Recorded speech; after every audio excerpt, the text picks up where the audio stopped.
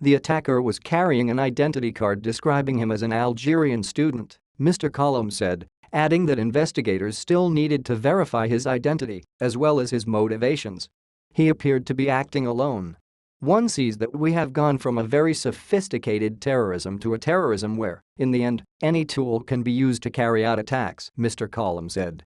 Karine Dahl, a spokeswoman for the Paris Archdiocese, said in a text message that the roughly 900 people in the cathedral were notified about the violence and were sitting calmly until they were permitted to leave. 2 auxiliary bishops were also present, Ms. Dahl said, and reassured the crowd. There were no signs of panic. A witness in Notre-Dame reported on Twitter that visitors and worshippers were safe. 3 major terrorist attacks in France, in January 2015, November 2015 and July 2016, claimed more than 230 lives, and the country remains under a state of emergency. Landmarks across France, the world's most visited country, are considered especially vulnerable, despite constant policing.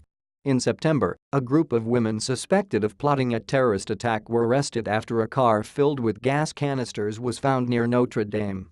In February, a 29-year-old man armed with 2 large knives and shouting "God is great" in Arabic lunged at a military patrol near an entrance to the Louvre in Paris and wounded a soldier. The assailant was shot by another soldier. In March, a gunman was killed at Orly Airport, south of Paris, after attacking a soldier. In April, days before the first round of France's presidential elections, an attacker opened fire on a police van on the Champs-Élysées, killing 1 officer and wounding 2 others. Officers opened fire, killing the attacker. The attack outside the cathedral came just days before crucial legislative elections, the first round of which will take place on Sunday.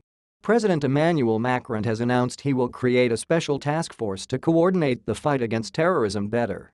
Speaking to the newspaper Le Parisien this week, Mr. Collum, the interior minister, said that terrorist threats were extremely high in Europe and that security forces in France were more vigilant than ever. Continue reading the main story.